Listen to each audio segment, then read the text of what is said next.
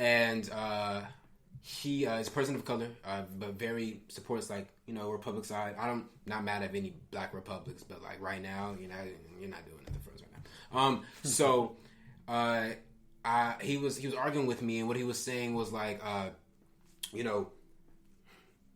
was saying that our anger and the way that we act out because of Black Lives Matter is destructive to our movement. And when it came to Jacob Clark, he had said that the police had the right. Blake. Yeah, Jacob Blake. I'm sorry, Jacob Clark.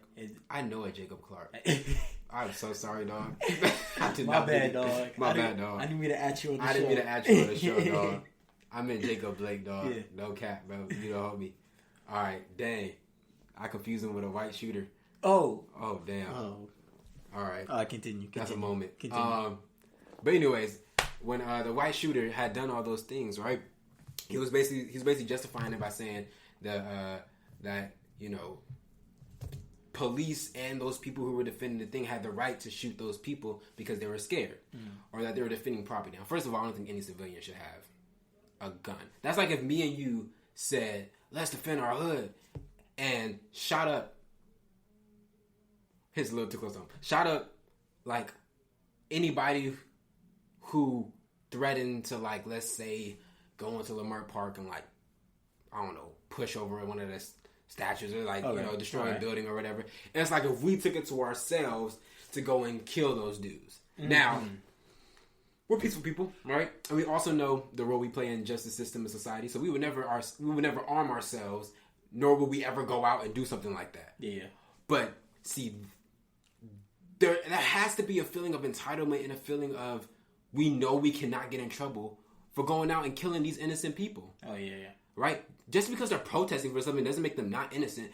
Everybody has the potential to be violent. But potential, if you don't act on your potential, right? Nothing manifests. Nothing happens. Yeah. Right? That's on anything. When it comes to violence, if you don't act on your violence, right? No violence has been committed. You can think about it, but it doesn't mean you've acted on it yet, right? Therefore, I cannot punish you on something you have not acted upon. We all have dark thoughts, right? So if you acted on every dark thought, then I could judge you for being a dark person, right? Yeah.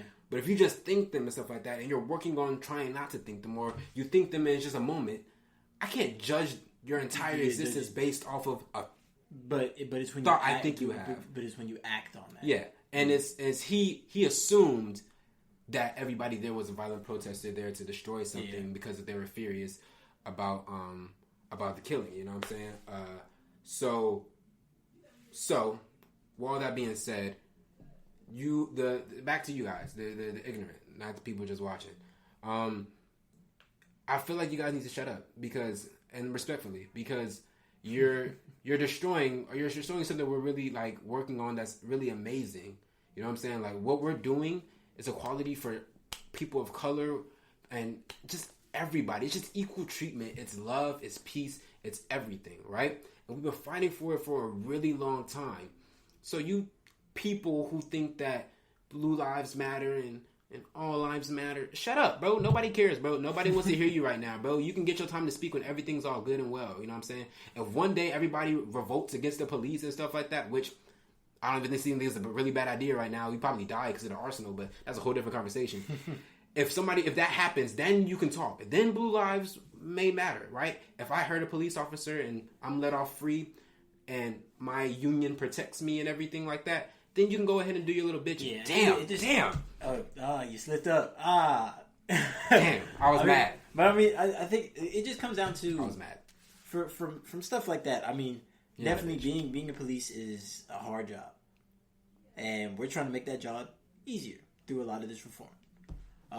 But I think the basis just comes down to the real basis comes down to consequences and how we don't feel that there are consequences that there are consequences for a lot of these actions. And in an equal society where everybody is not only treated the same but looked at as the same in the eye of the law, we've talked about this before. People inherently go into chaos when there's no order. Yes. So we create an order to make things as equal and That's fair possible. as we think. You know what I'm saying? But the reason why it's such a big issue is because the things that we put in place that are supposed to make things more fair and equal are not doing that to the level that we think is fit. So that's the difference and the insight to why we feel this type of way.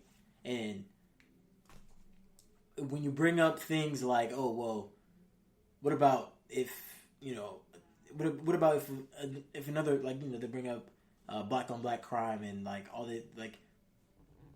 It's terrible. I'm saying, I mean, it is. It's an issue. I'm saying it's an issue, but the distinction is, as terrible as it is, no other singular man has any regard for me, even if that's the humane thing. Like, if I didn't know you, you have no bearing, or you have no motivation to help me, or to befriend, or there's no motivation. Like, if you killed me, it's terrible, yes, but you're not responsible for me. Yeah. The police are responsible for me. So the difference in that is that you have people who are supposed to be assigned to protect, that a lot of them are doing a good job, but too many fall through the cracks and there are no consequences. Yeah. I think that versus people that aren't responsible for me, and when they get caught, have consequences. Yeah, they're not, and there's no consequences because it protects the reputation of the organization they're a part of. So, like, if I, like, it's like God forbid somebody does something to go against, one of the schools you're going to, UCLA, Morehouse. Yeah. You know what I'm saying? Like, if somebody does something to mess up the reputation there, when it comes, we both going to renowned universities. It's like, if somebody renowned university, if somebody messed it up, it's like, do you acknowledge that mess up and then say that is on that individual, right? Or do you cover it up and keep that individual going throughout your pipeline? Yeah, but then what it does, it changes the institution. It changes it, right? So the first time that bad police guy, who, first of all, there's always that bad police guy. It stems from a system that is it's all around morally wrong. It's just the psyche of you just having authority over people. Yeah, you know what I'm saying? Which is, it's a whole different issue. But but it's like, sure, people are individuals at the end of the day. Yes. Some people are inherently good. Some people are inherently bad. But when you hide and keep that bad energy within your organizations religiously, what does that say about your organization? Like, the one thing is, like, you can, or it was just one, like, concept, but it's like, you can judge institution or a place or a club. Let's say it's a club at school.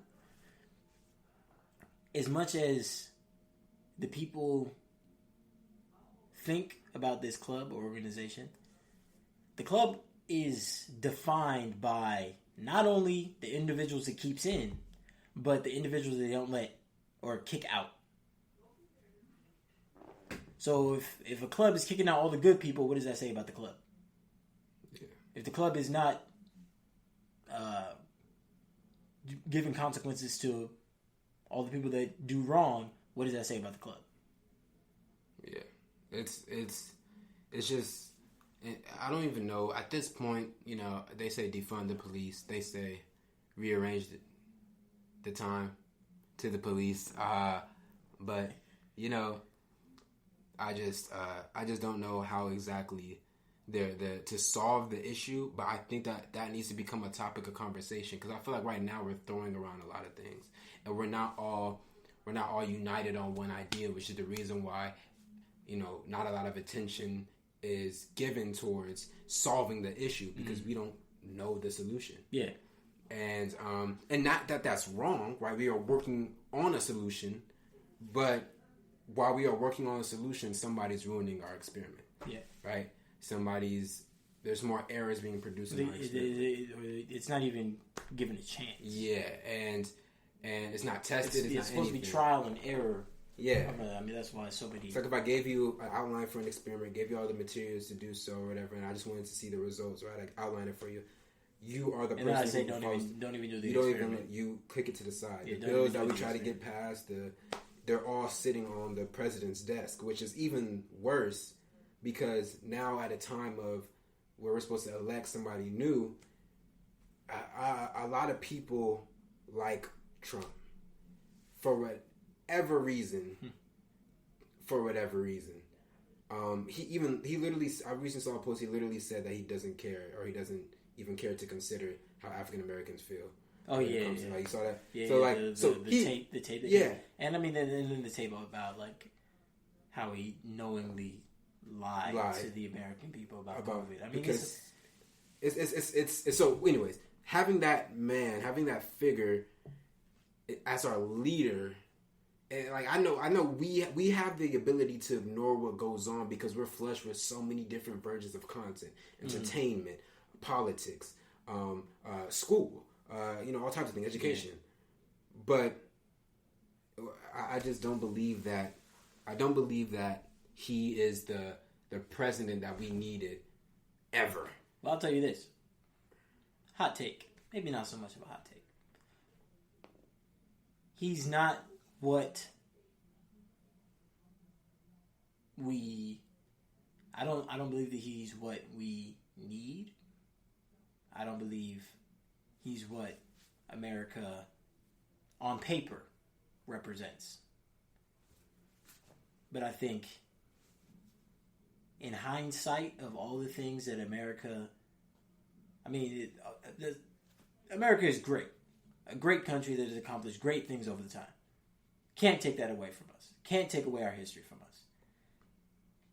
But although he might not be what we think America is on paper, he is the embodiment of what America actually is. So even though I disagree with the politics, disagree with the man, don't particularly like him,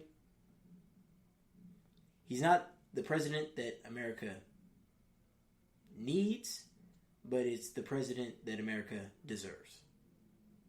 I get you. After all of this. Like, you can see it. You can see it. The hypocrisy. The lack of responsibility. The lack of looking back at a history to look at the beginning. The not trusting science or protocol to complete things. Or to look ahead and not look behind. He embodies the sins of... Not the president that America needs to become better, but the president that America deserves. It's like a mirror. It's like you chose this leader because it's what you deserved at that time. It's what I personally believe. I wish we got that on video. It's what we deserved. It's what we deserved. After all of trying to represent money, or for whatever it is, a lot of the people go through, a lot of the Trump supporters, you hear the economy. Well, the economy's doing great. Yeah. How are race relations? Yeah. How's healthcare? How's this pandemic? How's public safety? The economy is great. And that's the thing that America has cared about all this time. Yeah. The economy. They've cared about the money.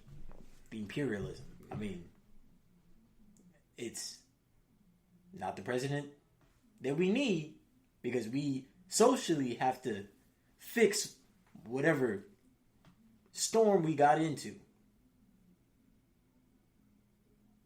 But, not the president that we need, but the president that represents what we deserve. And even though we did not even touch on our topic, I think it was purposeful because it all adds up to everything we talked about, right? When it came to the great loss, we talked about Chadwick.